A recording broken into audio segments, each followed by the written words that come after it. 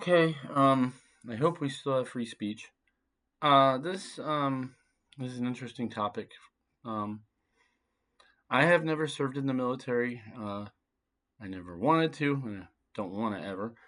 But I have a lot of family that have, and I have a lot of friends that have, and the friends that I have actually like been to war and they hate it. Like they suffer from PST from it, like PSTD or whatever you call it. They suffer from the stress of returning from war. Like they had to do stuff that all the people that like to talk and act all you know badass.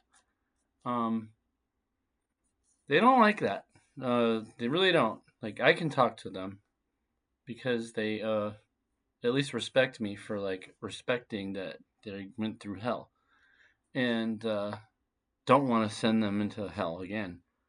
And and that's my experience anyway. I've met very few people who have been to war that like are like rah rah rah rah war. They hate it. They absolutely hate it. And now I realize that this department used to be called this like ages ago.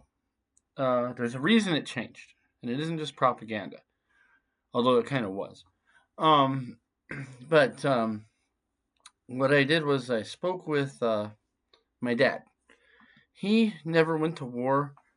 The closest he got to war was a mission in Africa, believe it or not, that did not turn into combat. Although, like, everybody thought they were. They thought they were toast. They thought they were going to be outnumbered, they were going to be done.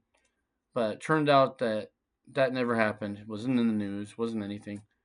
It's not top secret or whatever, but, it's not like classified stuff. But I mean, it might have been then, but nobody was cares now. Um, but for the most part, he spent his time in Germany and had a good time in the army. And he spoke with a lot of German people. In fact, he ended up marrying a German, and he learned a lot about the Nazis. And because it was post-war Germany, he's my dad's pretty old, and so this was like I don't know, less than 10 years after the war ended and something like that, maybe 12 years after the war ended. And he learned a lot about how fascism works and stuff like that.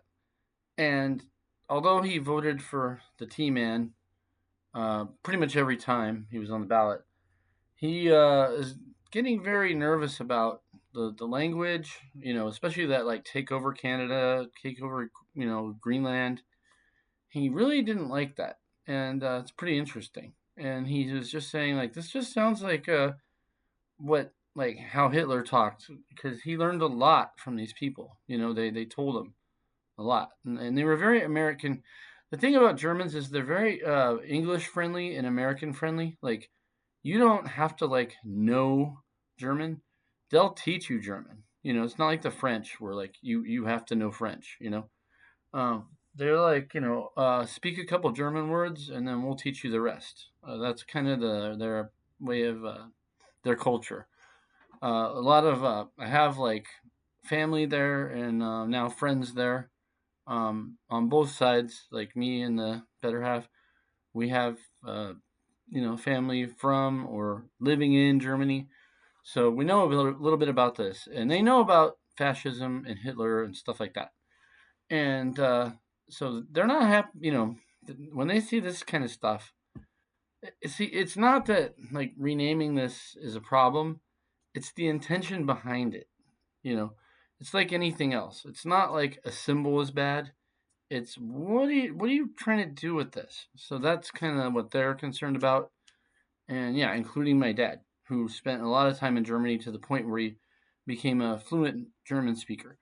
So so there's that, and then I decided to try to contact another person on the internet who I sometimes talk to about like spiritual stuff and political stuff, and because he's very like astute at like Hebrew and Greek and Aramaic and all that in the Bible, and he studied a lot. And he also happens to be a ex lieutenant colonel in the army.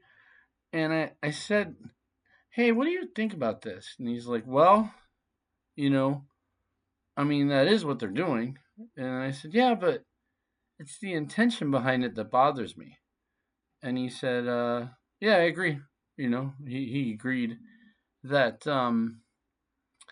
like he doesn't trust these people. He doesn't, he's not in the army anymore. He just was a pretty high-ranking person in the United States Army, and he's well known. You can probably find out who he is if you follow me around enough on the internet. And he just, yeah, he just kind of was like, yeah, it doesn't sit right either, you know. Our discussion was all out in public. I don't think I've ever even sent him a direct message. I don't do that on Twitter. I don't know why, but Twitter direct messages, it creeps me out. I don't like it when I get them, and I only do them on other places. So you know, but in any case,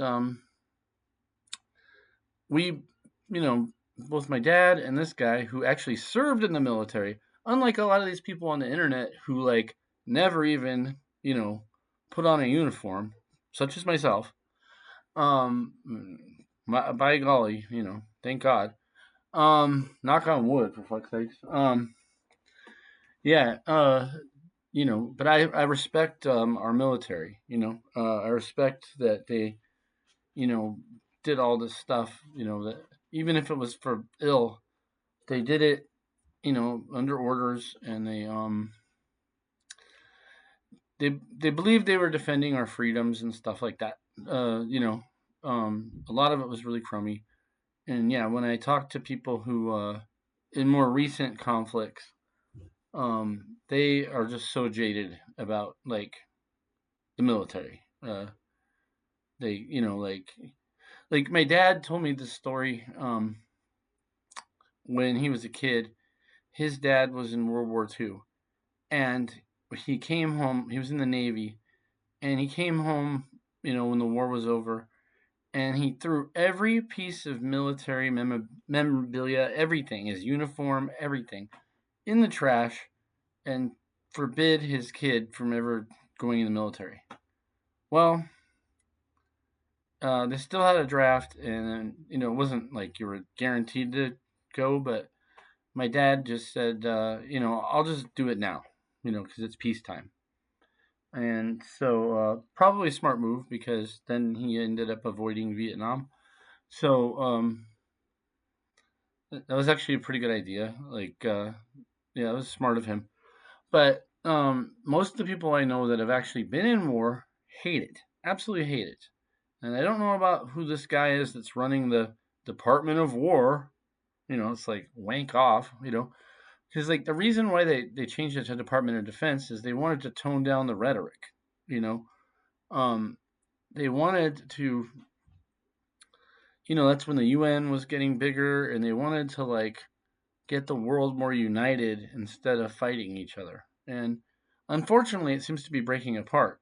And this guy blasting tariffs at everybody and destabilizing things is not helping.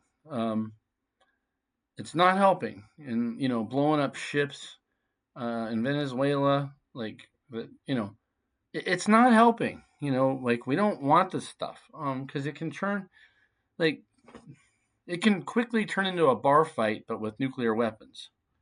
So that's what I got.